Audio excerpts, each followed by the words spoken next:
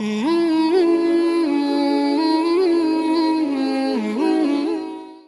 وبركاته.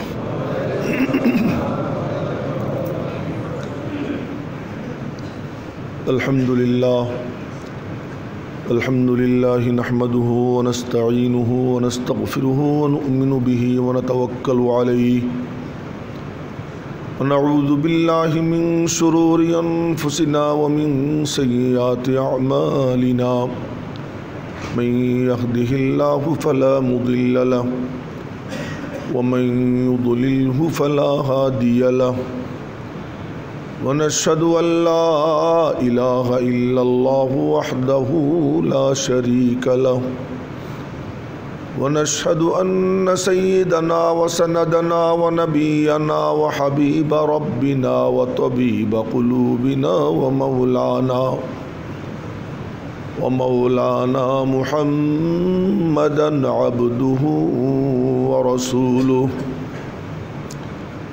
صلى الله تعالى عليه وعلى آله وصحبه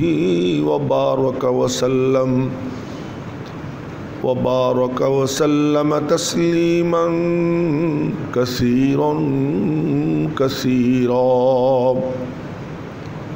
أما بعد فأعوذ بالله من الشيطان الرجيم بسم الله الرحمن الرحيم تبارك الذي بيده الملك وهو على كل شيء قدير الذي خلق الموت والحياة ليبلوكم أيكم أحسن عملا وهو العزيز الغفور الذي خلق 7 سماوات طباقا ما ترى في خلق الرحمن من تفاوت فارجع البصر هل ترى من فطور آمنت بالله صدق الله مولانا العلي العظيم وصدق رسوله النبي الأمي الكريم ونحن على ذلك لمن الشاهدين والشاكرين محترم حاضرین، দেখতে দেখতেই রমাদান মাস একেবারেই সন্নিকটে। আজ রজব মাসের 30 তারিখ, আর হয়তো 28 দিন বা 29 দিন বাকি আছে, তারপরেই চাঁদ উঠবে ইনশাআল্লাহ। তো রজব মাস চলে গেল, আমরা টেরই পেলাম না, জিনিসটা ঠিক না। আমিও দৌড়ের উপরে থাকি, তো রজব মাসে ঘটে যাওয়া নবীজির জীবনের ঐতিহাসিক ঘটনা আমরা একবারও স্মরণ করব না, এটা কেমন করে হয়? যেহেতু রজব মাস এখনও বাকি আছে, আজ সন্ধ্যায় শেষ হবে, পুরো দিনটাই রজবের অংশ। আশহুরে হুরুম 4 মাস, এই 4 মাসের 1 মাস হলো রজব, আর বাকি 3 মাস একটানা, জিলকাদা, জিলহজ আর মুহররম, অর্থাৎ রমজানের পরে 3 মাস একটানা, আর রমজানের 2 মাস আগে 1 মাস, এই 4 মাসকে বলা হয় আশহুরে হুরুম। এই আশহুরে হুরুম আল্লাহ পাকের কাছে এই মাসগুলো খুব ইজ্জতওয়ালা। এ কারণে মক্কার মুশরিকরাও এই মাসে যুদ্ধ বিগ্রহ করাটাকে অবৈধ মনে করত। এই মাসে তারা যুদ্ধ বিগ্রহ করত না। আল্লাহ পাক রব্বুল আলামিন হুকুম করেছেন যে এই মাসগুলোতে তোমরা তোমাদের নিজেদের উপরে জুলুম করো না, ফালা তাজলিমু ফিহিন্না আনফুসাকুম। অন্যান্য সময়ও জুলুম, কিন্তু এই মাসের জুলুমের গুনাহটা বেশি। বিশেষভাবে আল্লাহ পাক এই মাসে জুলুম করতে নিষেধ করেছেন। তো সেই রজব মাস শেষ হয়ে যাচ্ছে আজ। তো মনে মনে ভাবলাম সব বারই বলি, এবার যদি না বলি সংবাদ তো রওজা পাকে যায় না। আমরা যে আলোচনা করি এর সংবাদ রওজা পাকে যায়। একবার একজন স্বপ্নে দেখছে, স্বপ্নে দেখে সে একজনকে বলতেছে যে নবীজি আপনাকে আহলান সাহলান জানাইছেন। বলে কী কারণে?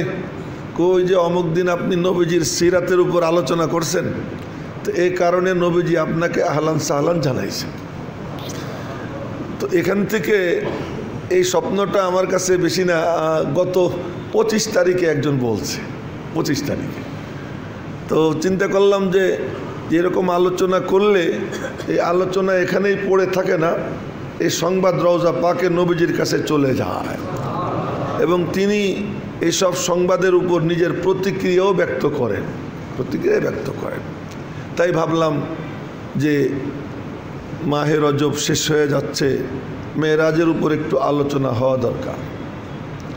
আকায়ে নামদার তাজদার মদিনা জনাবে মুহাম্মদুর রাসূলুল্লাহ সাল্লাল্লাহু আলাইহি ওয়াসাল্লাম, তার সত্তাটা আপাদমস্তক একদম শুরু থেকে শেষ পর্যন্ত অত্যাশ্চর্য। আজীব মানে আশ্চর্য, উজুবা মানে খুবই আশ্চর্য, আর আমাদের বাংলায় আমরা যেটা বলি অত্যাশ্চর্য, মানে এটা এতটাই আশ্চর্য যে এই ব্যক্ত করার মতো কোনো ভাষা জানা নেই। এত আশ্চর্য এক সত্তা হলেন আমাদের নবীজি জনাবে মুহাম্মদুর রাসূলুল্লাহ সাল্লাল্লাহু আলাইহি ওয়াসাল্লাম। তার কারণ তার আলোচনা করতে গেলে আসমান জমিন যখন হয় নাই তখনও আল্লাহ পাক তার নাম ধরে ডাকছেন। আসমান জমিন যখন কিছুই হয়নি তখনও আল্লাহ পাক তার নাম ধরে ডেকেছেন। আবার যখন সব কিছু শেষ হয়ে যাবে, আবার পুনরুত্থান হবে, কিয়ামতের ময়দান কায়েম হবে, রব্বুল আলামিন তার কুদরতি আসনে বসে থাকবেন, আল্লাহ পাকের কদম মুবারক বিছানো থাকবে, তো আর কারো এই ভাগ্য হবে না, কিন্তু তার এই ভাগ্যটা হবে তিনি সরাসরি আল্লাহ পাকের কদমে কপাল রেখে সিজদা দিবেন এবং সেই সময়ও তার উপরে ওহী নাজিল হবে। ওই সময় ওহী নাজিল হবে। এই ঘুমান যাবে না কিন্তু, হ্যাঁ নিচে দেখতে হবে। ওই সময় তার উপরে ওহী নাজিল হবে।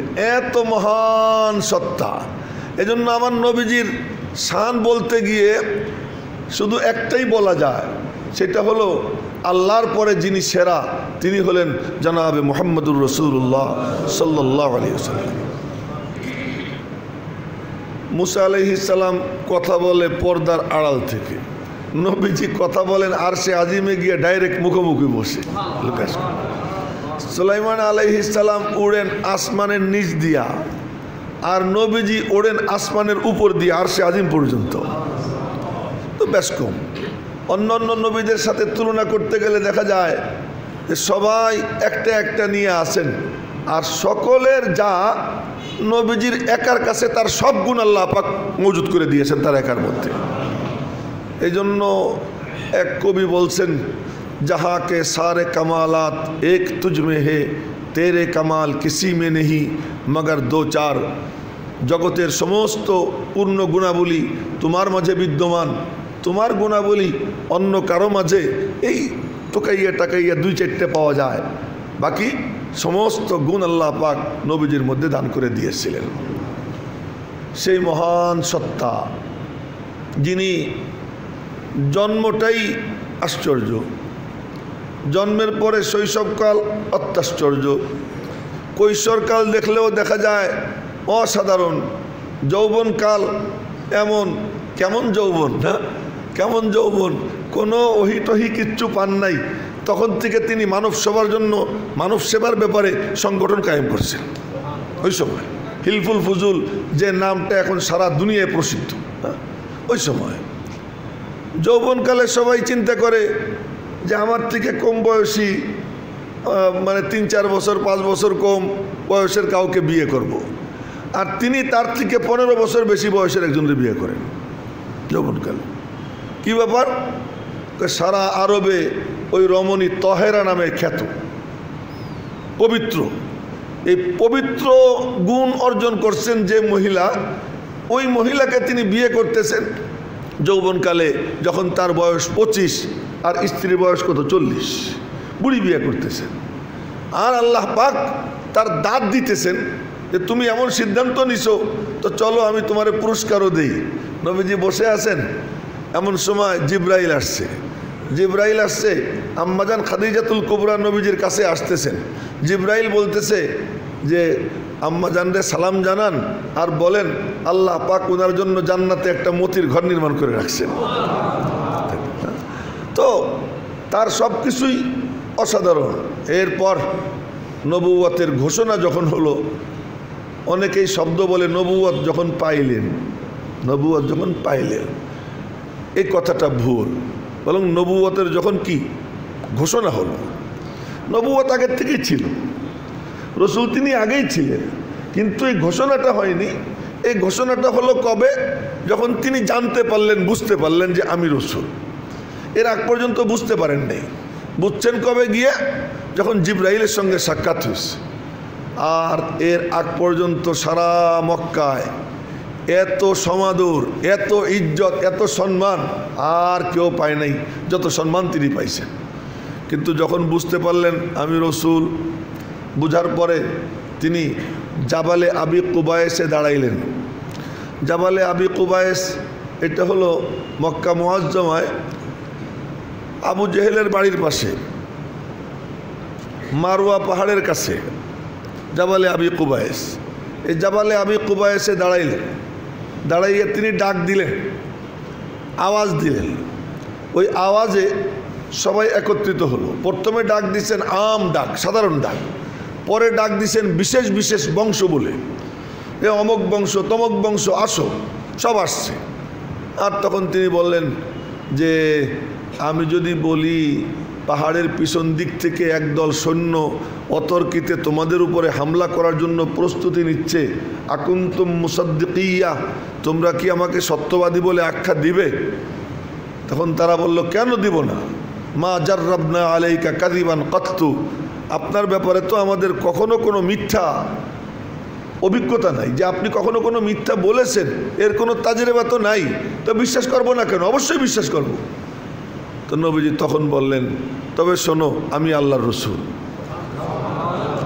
আমি তোমাদেরকে কঠিন শাস্তির ভয় দেখাচ্ছি। ফাইন্নী নাযীরুল লাকুম বাইনা ইয়াদাই আযাবিন শাদীদ। এই তখন আদর কি হয়ে গেল, এই সমাদর সোহাগ যা ছিল সব কিছু শত্রুতায় বদলে গেল। তখন আবুল আহাব বলে উঠল, আমি কিন্তু অনেক ঘন্টার কথা 2-3 মিনিটে বলতেছি। সমস্ত বন্ধুত্ব, সমস্ত ভালোবাসা সব হিংসা, প্রতিহিংসা, জিঘাংসা, শত্রুতায় পরিবর্তন হয়ে গেল। আবুল আহাব বলে উঠল, তাব্বান লাকা, মর তুই। এই হলো আবুল আহাবের মুখ দিয়ে বের হলো, তাব্বান লাকা সাইরাল ইয়াউম, তুই সারা জীবনের জন্য ধ্বংস হয়ে যা। আলী হাদা জামাতানা, এরকম ফালতু কথা শুনানোর জন্য আমাদেরকে ডাকছিস? এই তখন বল। আল্লাহ পাক রব্বুল আলামিন বললেন তোমারে তাব্বান লাকা বলছে, তা ঠিক আছে আমি সূরা একটা নাজিল করে দেই, তাব্বাত ইয়াদা আবি লাহাব। আবুল আহাবের 2 হাত ধ্বংস। এই যে নবীজির যাত্রা শুরু। এখন শুধু লাঞ্ছনা, এখন শুধু থুথু, এখন শুধু পাথর, এখন এই একটার পর একটা নির্যাতন। নামাজে সিজদায় যান, পিঠের উপরে উটের উজুড়ি, গোবর। তিনি রাস্তা দিয়ে হাঁটতে থাকেন, পায়ের নিচে কাটা বিছানো হয়, গর্ত খুঁড়ে রাখা হয়। নানা ধরনের নির্যাতন, নিপীড়ন চতুর্মুখী তার উপরে চলতে থাকলো। এই নির্যাতন নিপীড়ন চলছে আর তিনি বরদাস্ত করতেছেন। এই সময় ওরা আসলো, আইসে বলে আচ্ছা তুমি আমাদের এত আদরের পাত্র ছিলা, আদরের পাত্রই থাকো, তোমারে আমরা একটা প্রস্তাব দিই। কি প্রস্তাব? খুব টপ লেভেলের সর্দাররা, এই বুড়া খালি ঘুমায়, আর ঘুমান দেবে না, পুলিশ ডাকবো কিন্তু, যে তোমাকে একটা প্রস্তাব দেই। দেখেন তো কি প্রস্তাব, অসম্ভব, মানে এরকম দেওয়া যায়? প্রস্তাব দিচ্ছে কি, আচ্ছা তুমি কি চাও? তুমি যদি চাও তা আমরা তোমারে মক্কার বাদশা বানাই দিই। আচ্ছা, একটা মানুষের আর কি দরকার থাকতে পারে যে আমরা তোমারে আমাদের অভিসম্পাদিত নেতা মাইনে নিব?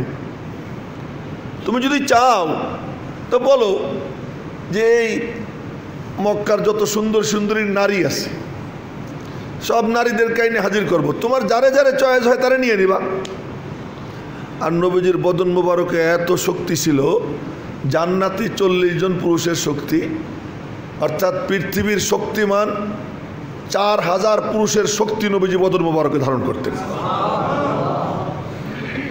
এই শক্তিমান মহাপুরুষ তার সামনে পেশ করতেছে, তুমি যদি চাও সুন্দরী ষোড়শী অষ্টাদশী যুবতীদেরকে আনবো, আর এর মধ্যে যারে যারে তোমার চয়েস হয় তুমি নিয়ে নিও। আর একটাও প্রস্তাব দিচ্ছি, তোমার যদি অর্থের লোভ থেকে থাকে বলো কত চাও, আমরা দিব। শুধু একটা কাম করো। কি কাম? তুমি ওই কথাটা কইও না, শুধু এই কথাটা বললো না। কোন কথা? লা ইলাহা ইল্লাল্লাহ, লা ইলাহা ইল্লাল্লাহ, এই একটা কথা বাদ দাও। যা চাও তোমাকে তাই দিব, আমাদের সামর্থ্যে যা কুলায় তাই দিব, শুধু তুমি এই একটা কথা বাদ দাও। নবীজি বললেন, তোমাদের কথা শেষ? হ্যাঁ শেষ। তবে আমার কথা শোনো, তোমরা যা যা দেবার প্রস্তাব দিলা এ তো সম্ভব, যেটা অসম্ভব ওইটাও যদি সম্ভব হয়, কি তোমরা আমার এক হাতে সূর্য দিবা, এক হাতে চাঁদ দিবা। জানি তোমরা পারবা না, যদিও বা পারো যে এক হাতে সূর্য আর এক হাতে চন্দ্র আমাকে দিবা, এরপরেও আমি আমার এই কথার থেকে বিচ্যুত হব না। আমি যেটা বলতেছি আমি এটা বলেই যাব। এরপরে নির্যাতনের মাত্রা আরো বেড়ে গেল। নির্যাতন আপনারা চিন্তা করতে পারেন, ওই যে আমি কথা বলতেছি, আমার মানে চঞ্চল ভাই বুড়ো হয়ে গেছে, তো এখন আমিও বুড়ো হয়ে গেছি, উনিও বুড়ো হয়ে গেছে, কিন্তু দাড়ি টাড়ি সব পাইকে গেছে, সামনে বসা, মাথা নিচের দিকে দিছে, এখন আমার কথা কইতে কষ্ট হয়। আমি ওনার মাথা সোজা করে নিই।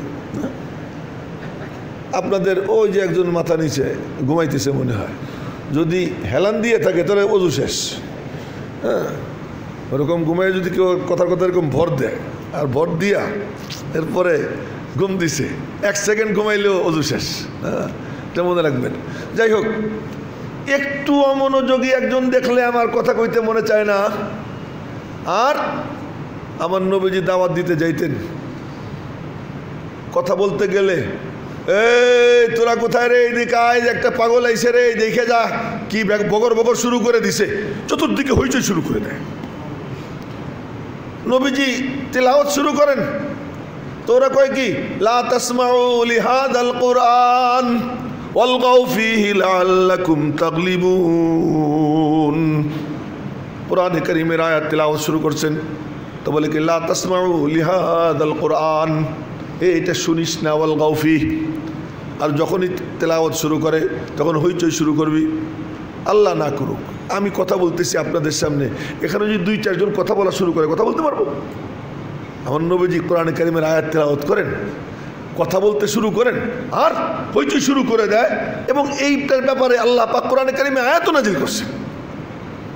এমন বর্বরতা। আচ্ছা, এটা তো গেল।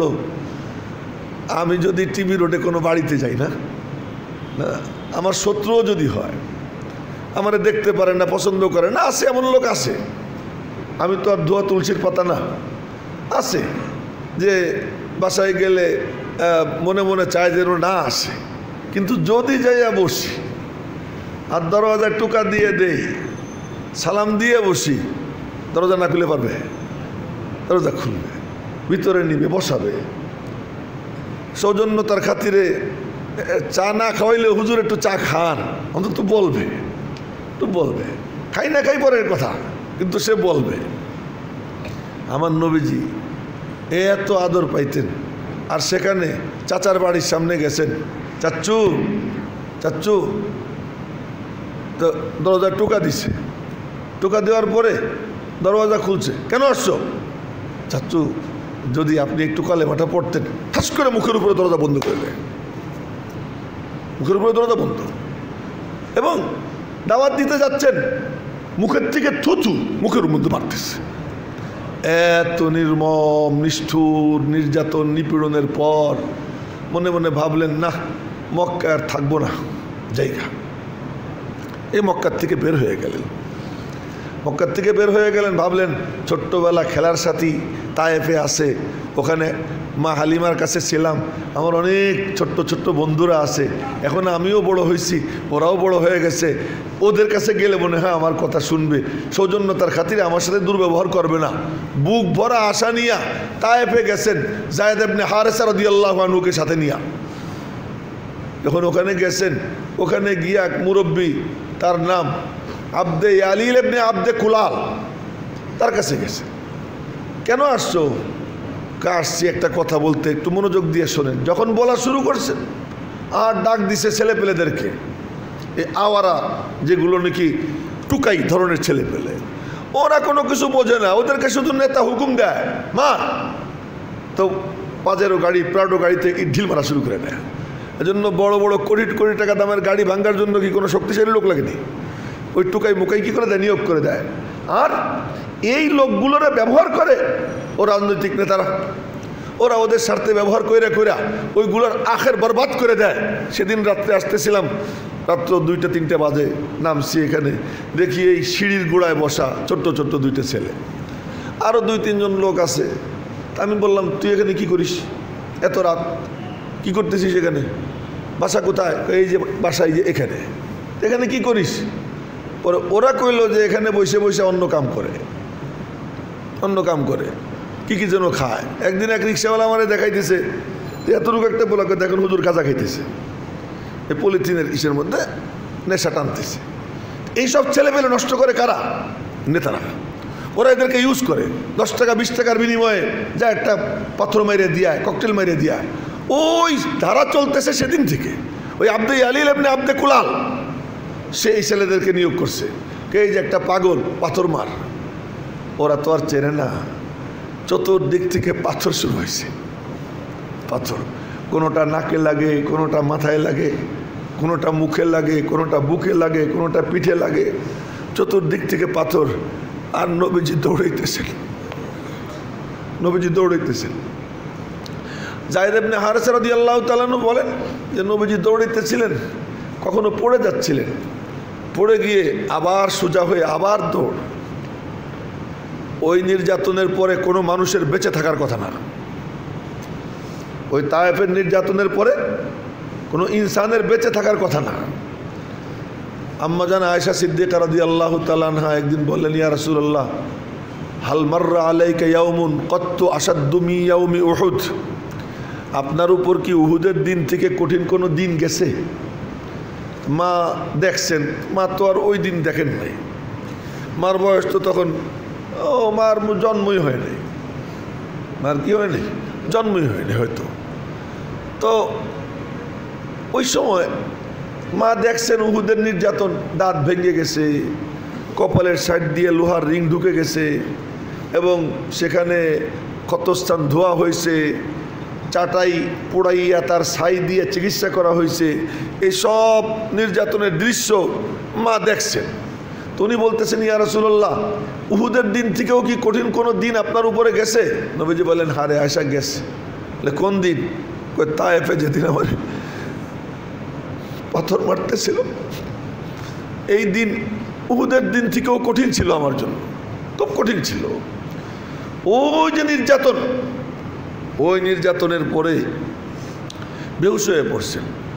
হযরত যায়েদ ইবনে হারেসা রাদিয়াল্লাহু তাআলা আনহু কাঁধে করে নিয়া বাগানে ঢুকছেন।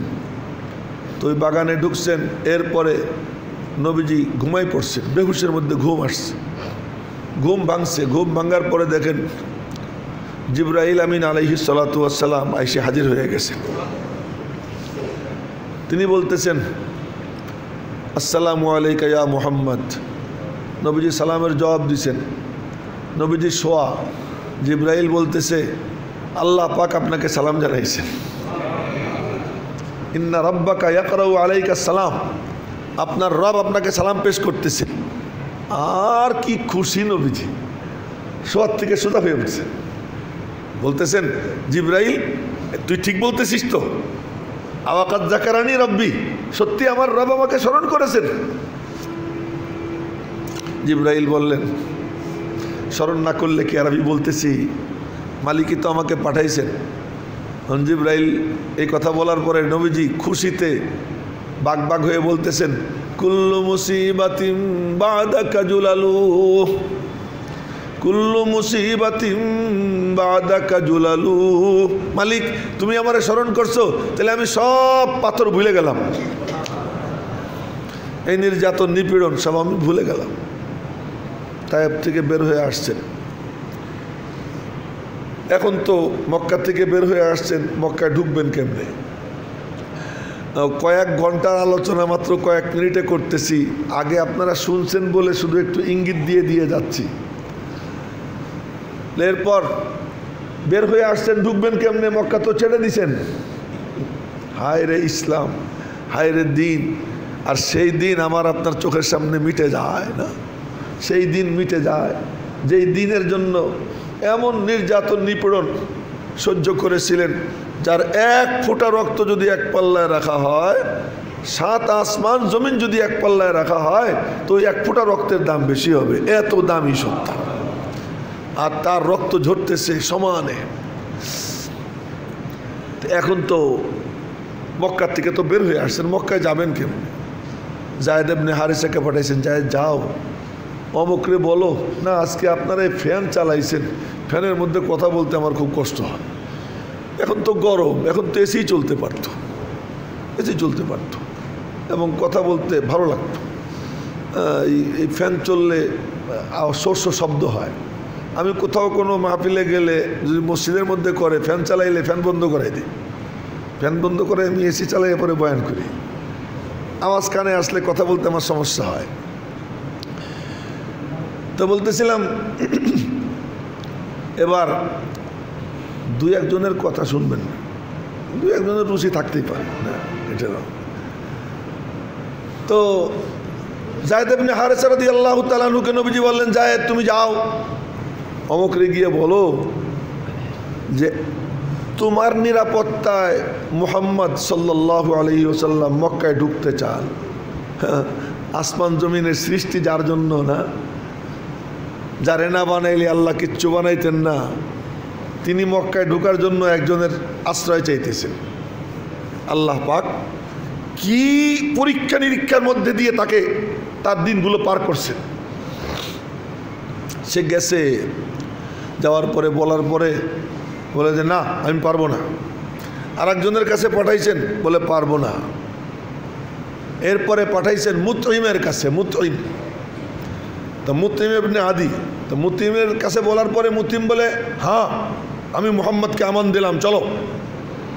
নিজের ছেলেদেরকে ডাক দিছে, নিজের ভাতিজাদেরকে ডাক দিছে, চল মুহাম্মদকে আমি মক্কায় ঢুকাবো। আল্লাহ বলেন দেখ কাফেররে দিয়ে আমি আমার দোস্তরে ঢুকাই দিছি, মুশরিকরে দিয়া। উনি গেছেন, গিয়া বলছেন চলো। নবীজিরে মাঝখানে দাঁড় করাইছেন, চতুর্দিকে মানব বর্ম রচনা করছেন, সবার হাতে তরবারি, নবীজি মাঝখানে। আর স্কট করে আমার নবীজিকে মক্কায় নিয়ে গেছে। মক্কায় নিয়ে যাওয়ার পর থাকতেছিলেন, নির্যাতনের মাত্রা আরও বেড়ে গেছে। আরও যখন বেড়ে গেছে, ওই সময় মালিকের পক্ষ থেকে ফয়সালা হয়, এত কষ্ট দুনিয়ার কোনো মলম দিয়ে তোমার কাজ হবে না, দুনিয়ার কোনো মলম দিয়ে তোমার কাজ হবে না, দুনিয়ার কোনো বস্তু দিয়ে তোমাকে সান্ত্বনা দেওয়া যাবে না। তোমার উপরে যে নির্যাতন করছে এটা বেনজির, বেমিসাল। তোমাকে আমি নিয়ামত এমন দিব যেটা বেমিসাল, এর কোনো তুলনা নাই, এর কোনো মিসাল নাই। চলো দেখো তোমারে কি নিয়ামত আমি দান করি। এই আল্লাহ পাকের ফয়সালা হয়। আল্লাহ পাক হিজরতের অল্প কিছুদিন আগে রজব মাসের 27 তারিখে আল্লাহ পাক নবীজিকে মেরাজে নিয়ে যান, মেরাজে নিয়ে। সেই মেরাজের বিবরণ আল্লাহ পাক কোরআনে কারিমে, ইসরার কথা স্পষ্ট আসছে, মেরাজের কথা সুস্পষ্টভাবে আসেনি। মেরাজের কথা হাদিসে আসছে পরিষ্কার, কিন্তু মেরাজের কথা কোরআনে কারিমে আসছে অস্পষ্ট, দ্বিমুখী। এদিকেও ব্যাখ্যা যায়, ওইদিকেও ব্যাখ্যা যায়, দ্বিমুখী আয়াত আছে কোরআনে কারিমে মেরাজ সম্পর্কে। কিন্তু ইসরা সম্পর্কে, ইসরা মানে রাত্রিকালীন ভ্রমণ। রাত্রিকালীন ভ্রমণ প্রত্যেকে মক্কা মুআজ্জামা থেকে নিয়ে বাইতুল মুকদ্দাস পর্যন্ত, এই যে স্থলপথের যে ভ্রমণ, এই ভ্রমণ সম্পর্কে কোরআনে কারিমে স্পষ্ট আসছে। এটা যদি কেউ অবিশ্বাস করে সে কাফের, এটা যদি কেউ অবিশ্বাস করে সে কাফের। তবে ওখান থেকে ঊর্ধ্ব গগনে যাত্রা যেটা, এই যাত্রাকে যদি কেউ অবিশ্বাস করে তারে আমরা কাফের বলতে পারবো না, তারে কাফের বলা যাবে না। কিন্তু সহিহ হাদিসের মুনকির, অস্বীকারী, এটা অবশ্যই বলা যাবে। যাই হোক, এটা তো একটা মাসআলাগত দিক ছিল বললাম। তো আল্লাহ পাক মেরাজে নিয়ে গেলেন এই রজব মাসে। এর বিবরণ কোরআনে কারিমের 15 পারা সূরা বনী ইসরাইলের শুরুতে, সুবহানাল্লাযী আসরা বিআবদিহি, সূরার নাম বনী ইসরাইল, আলোচনা মেরাজের। কি চমৎকার! সূরার নাম কি? বনী ইসরাইল। আর এদিকে আলোচনা হলো কি দিয়া? কিসের শুরু? মেরাজের আলোচনা। এই হিকমত অন্য কোনো দিন বলবো। রব্বুল আলামিন বলেন, সুবহানাল্লাযী আসরা বিআবদিহি লাইলাম মিনাল মাসজিদিল হারাম ইলাল মাসজিদিল আকসা আল্লাযী বারাকনা হাওলাহু লিনুরিয়াহু মিন আয়াতিনা ইন্নাহু হুয়াস সামিউল বাসীর। যে আলোচনা করতে গিয়ে আল্লাহ পাক বলেন মহান, ওর মহানত্বের কোনো সীমা পরিসীমা নাই। যে আলোচনা করতে গিয়ে আল্লাহ পাক বলেন সাংঘাতিক, এর সাংঘাতিকত্বের কোনো সীমা পরিসীমা নাই। যে আলোচনা করতে গিয়ে আল্লাহ পাক বলেন সুবহান, কি আশ্চর্য। যেই ঘটনাকে আল্লাহ পাক নিজে বলেন আশ্চর্য, ওই ঘটনা কতটা আশ্চর্য হতে পারে আল্লাহ পাক নিজেই বলতেছেন সুবহান। আল্লাযী আসরা বিআবদিহি, অত্যাশ্চর্য ঘটনা লেখি। আল্লাযী আসরা বিআবদিহি, ওই মহান সত্তা যিনি তার বান্দাকে নিয়ে গেলেন রাত্রিকালীন ভ্রমণে। বান্দা বললেন, নবীজি কি রসুল না? কথা বলেন না কেন? তিনি নবী না? তিনি সমস্ত নবীদের সর্দার নন? কিন্তু আল্লাহ পাক বলতেছেন সুবহানাল্লাযী আসরা বিআবদিহি, আমি আমার গোলামটারে নিয়ে গেলাম। তার মানে আল্লাহ পাক দেখাইতেছেন, দেখো ওই রসুল, সমস্ত রসুলদের সর্দার, যত বড় মর্যাদা, এই সব মর্যাদার মূল ফাউন্ডেশন হলো আব্দ। যে যত বড় আব্দ হয়, যে যত বড় গোলাম হয়, আমার কাছে তার মর্যাদা তত বাইরে যায়। তো নবীজি হলেন সবচেয়ে বড় গোলাম, বড় বান্দা, না বড় বান্দা। এই জন্য আসল ডেজিগনেশন আল্লাহ পাক এখানে উল্লেখ করছেন, সুবহানাল্লাযী আসরা বিআবদিহি লাইলাম মিনাল মাসজিদিল হারাম ইলাল মাসজিদিল আকসা। রাতের কোনো এক অংশে মসজিদে হারাম থেকে মসজিদে আকসা পর্যন্ত নিয়ে গেলেন। শেষ। বলে কেন? লিনুরিয়াহু মিন আয়াতিনা, আমি তাকে আমার নিদর্শনাবলী দেখানোর জন্য নিয়ে গেলাম। এই যে আল্লাহ পাক নিয়ে রওনা হইলেন নবীজিকে। এখন নবীজি এর বিবরণ দিচ্ছেন যে ঘটনা কি ঘটছিল জানো? আমি উম্মে হানির ঘরে শুয়েছিলাম। উম্মে হানিকে নবীজির আপন চাচাতো বোন, হযরত আলীর আপন বোন, হযরত আলীর আপন বোন। এই জন্য উম্মে হানি বিনতে আবি তালেব, আবু তালেবের মাইয়া উম্মে হানি। উম্মে হানির ঘরে শোয়া ছিলাম। হঠাৎ করে চোখ খুলছে, চোখ খোলার পরে দেখি আমার মানে যেখানে শোয়া ছাদ ফাড়া, ছাদ ফাড়া।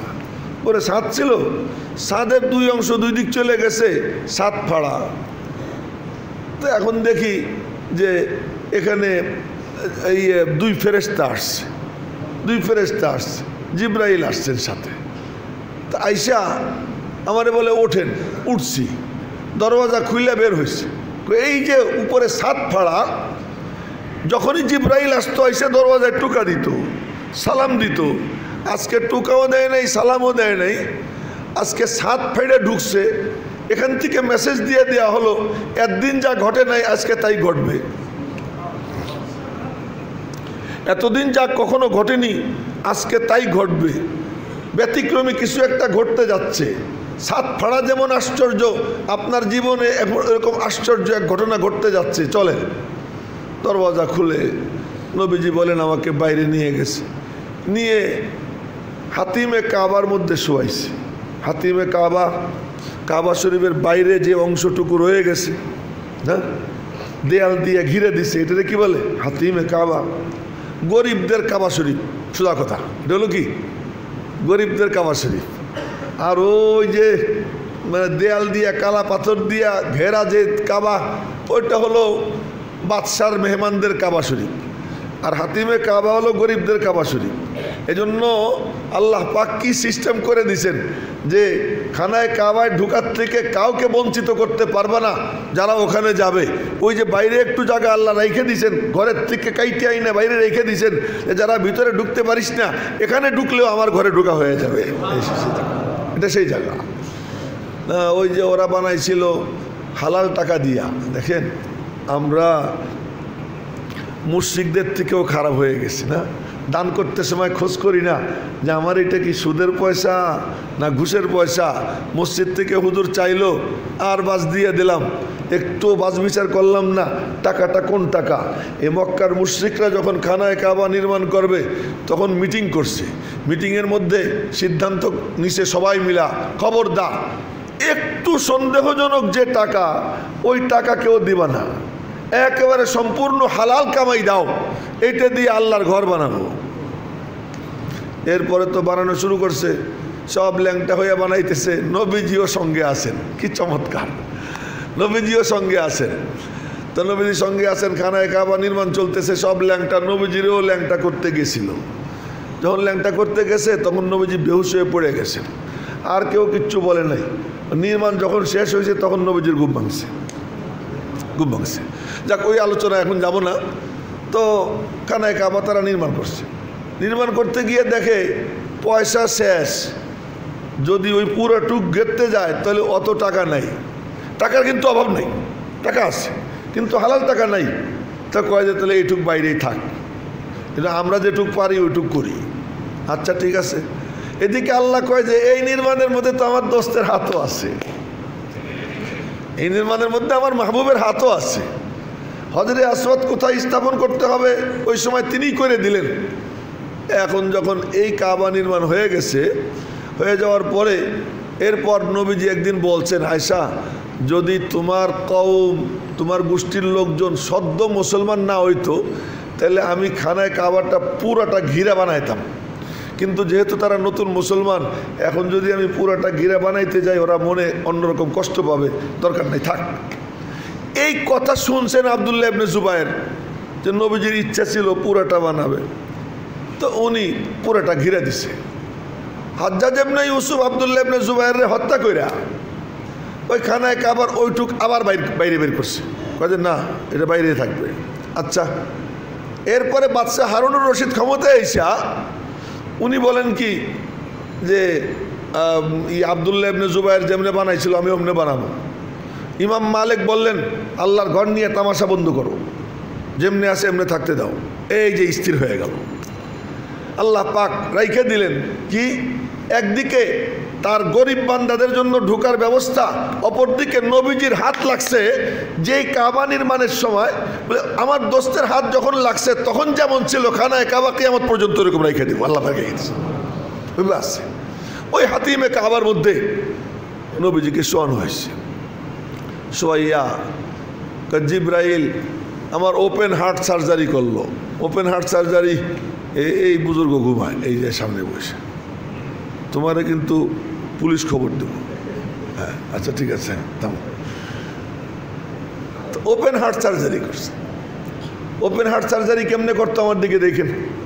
আমাদের তো এখন ওপেন হার্ট সার্জারি কি আশ্চর্য, কি আশ্চর্য। আর এরা ওপেন হার্ট সার্জারি করে বেহুশ করে, ওপেন হার্ট সার্জারি করে, এরপরে সেন্সলেস হয়ে থাকে। আল্লাহ জানে ফিরবে কি ফিরবে না। তোমাদের বিজ্ঞানীদের বিজ্ঞান যেখানে শেষ, আল্লাহ পাকের কুদরত, নবীজির মুজিজা সেখান থেকে শুরু। নবীজি বলেন আমি চাইয়ে চেয়ে দেখতেছি। কি দেখতেছেন? দেখতেছি জিব্রাইল আমার অপারেশন করে। কেমনে অপারেশন করে? জিব্রাইল ছুরি দিয়ে কাটেন নাই, খালি হাত দিয়ে ইশারা করছেন। দুই হাত এরকম করে এরকমভাবে বুকের সামনে ইশারা করছেন। তো এই পাশের হাড় ওই পাশের হাড় হা হইয়া সব পুরোটা ফাঁকা হয়ে গেছে। ভিতর থেকে কলব টলব সব বের করে জান্নাত থেকে আনা স্বর্ণের পাত্রের মধ্যে এটা রাখছে, ক্লিন পাত্রে রাখছে রাইখা এরপরে জমজমের পানি দিয়ে ধুয়ে বলল কি হাদা হজ্জুস শাইতানি মিনকা, তোমার মধ্যে শয়তানের যে অংশ ছিল সেই অংশটা ধুয়ে ফেলাইলাম, ক্লিন করে ফেললাম। এবার এটা ক্লিন করে এরপরে ভিতরে আবার পুশ করলো। কি পুশ করলো? দেখি কি চিকচিক করতেছে, সুবহানাল্লাহ সুবহানাল্লাহ। স্বর্ণের পাত্রে রেশমি রুমাল দিয়ে ঢাকা, কি চিকচিক করতেছে এগুলো কি? ঈমান এবং হিকমতের যে অক্সিজেন, এই ঈমান আর হিকমতের অক্সিজেন মুলিয়া ঈমানান ওয়া হিকমতান, ঈমান আর হিকমতে পরিপূর্ণ এক পাত্র বলে ওই পাত্র আমার সিনার মধ্যে ঢুকিয়ে দিল, যা ছিল ঢাইলা দিয়া আবার এমন করছে, আবার এটা মিশে গেছে। আম্মা জান আয়েশা সিদ্দিকা বলেন যে আমি যখন গভীর দৃষ্টি দিয়ে দেখতাম এখানে লম্বা রেখা, মানে জোড়া লাগার যে চিহ্ন, এই চিহ্ন বুকের মধ্যে কি দেখা যাইতো নবীজির বুকে। এই ওপেন হার্ট সার্জারি করে সব কমপ্লিট করে এবার আমারে বলে চলেন দেখি একটা যানবাহন দাঁড়ায় রয়েছে না, মা দুনাল বগল ওয়া ফাওকাল হিমার,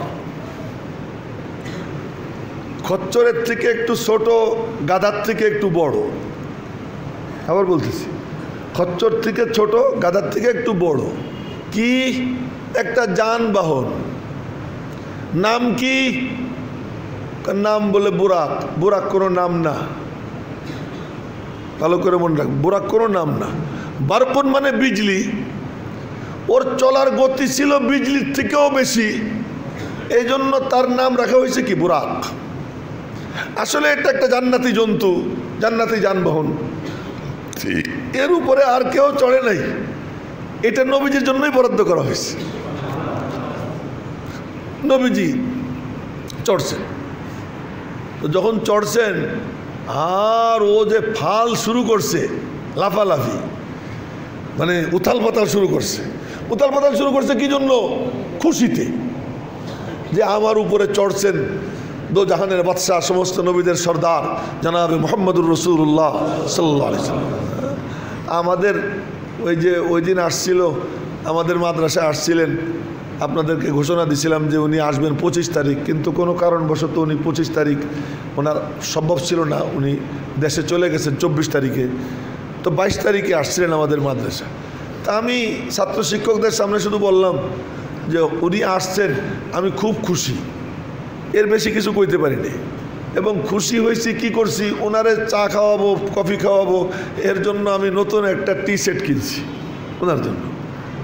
এটা আমি আমার মানে ভেতরের যে উনি যে বিছানায় বসবেন আমি নতুন চাদর কিনছি, ওনারে যে দস্তরখানে খাওয়াবো ওই দস্তরখানটা নতুন কিনছি।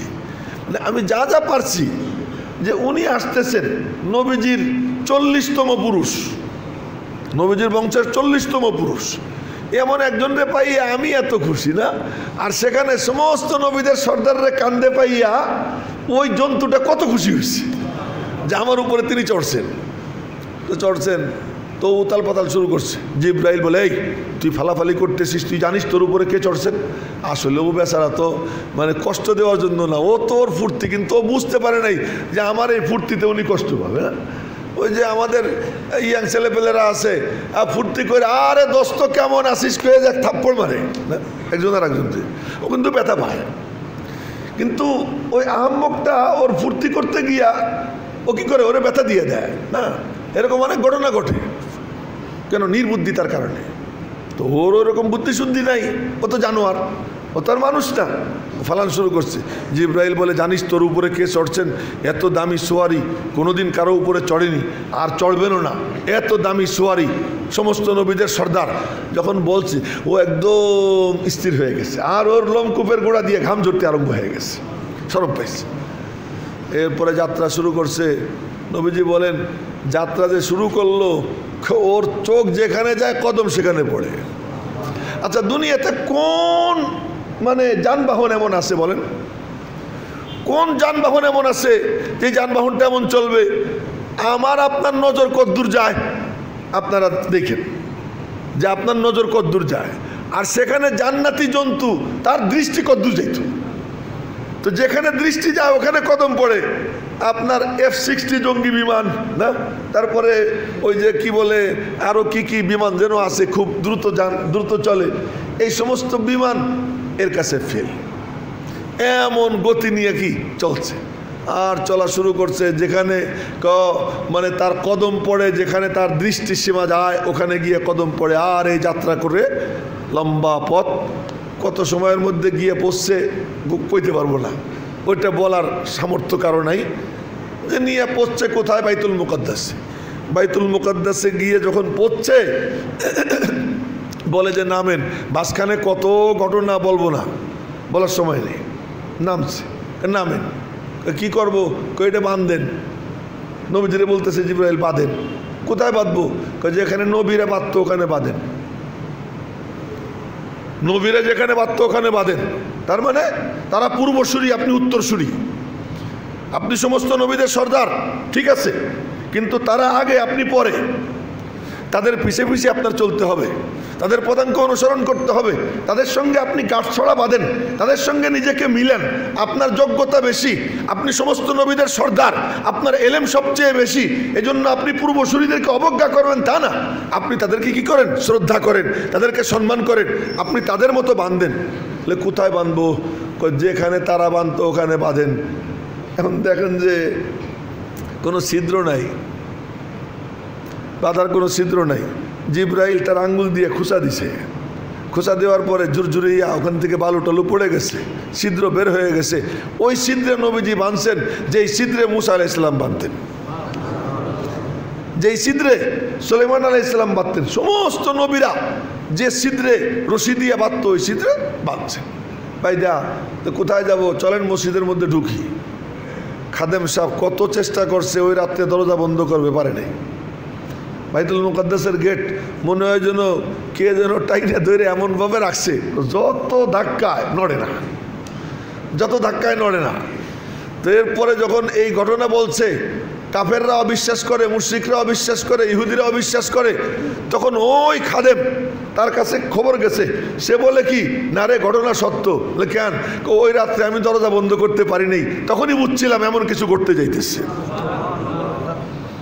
সেই রাত্রে। তো নবীজি বলেন ভিতরে ঢুকলাম, ভিতরে ঢুকে দেখি বাপরে বাপ, পুরা মসজিদ নূরে ভরা। সুবহানাল্লাহ, সুবহানাল্লাহ। পুরা মসজিদ নূরে ভরা। আর দেখি নুরানি নুরানি সত্তা সব গিজ গিজ করতেছে। বললাম জিবরাইলকে এরা কারা? এটা আপনার প্রোটোকল, আপনার ইজ্জত, আপনার সম্মান। আপনি যে মালায় আলায় যাবেন, যখন প্রেসিডেন্ট কোথাও যায় তো যাওয়ার সময় তাকে সি অফ করার জন্য, বিদায় জানানোর জন্য একদল লোক ওখানে থাকে। সে কূটনৈতিক কর্মকর্তারাও থাকে না, মন্ত্রী পরিষদের সদস্য থাকে, দলীয় সিনিয়র লিডাররা থাকে, এরা সব থাকে। পরে বিদায় জানায়। আবার যখন আসবে তখনও বিমানবন্দরে অভ্যর্থনার জন্য এরকম থাকতে হয়। নবীজি যখন যাবেন মালিকের কাছে, আল্লাহ পাক তার প্রোটোকল হিসেবে সমস্ত নবীদের রূহকে আল্লাহ ওখানে হাজির করে দিয়েছেন। সব নবীদের রূহ ওখানে জমা। আমাদের খাজা বাবারা চেয়ার একখান পাইতা, কাস্তে পড়া মানে কাপড় একখান টাঙ্গাইয়া, এরপরে কয় কি যে নবীজি এসে এখানে বসবেন। আরে আহাম্মক দেড় ব্যাটারি, তোর ওই চেয়ার নবীজি এসে বসবেন, তুই কেমনে ভাবলি? হ্যাঁ, নবীজিরে দাওয়াত দিয়ে নিতে হইলে প্রোটোকল লাগে। হ্যাঁ, উইদাউট দাওয়াত না, কোনো দাওয়াত ছাড়া যদি নিজে যায় সেটা ভিন্ন কথা। প্রেসিডেন্ট ফকিরের ঘরেও যায় না। আমাগো ভারতের মোদি সে কি দলিতের পাও ধোয়ায় না, এটা ভোটের জন্য, সেটা ভিন্ন কথা। দলিত আছে, দলিতের পা ধোয়াইতেছে। এক ইয়ের বিধায়করে দেখলাম যে সে কি করতেছে, এক বুড়ার তেল মালিশ করতেছে। এক হিন্দু সে ঠ্যাং লম্বা করে দিয়ে তেল ডলতেছে, তো ভোট চাইতে গেছে। হ্যাঁ রে, ভোটের কি কাণ্ড কারবার ভোটের সময়।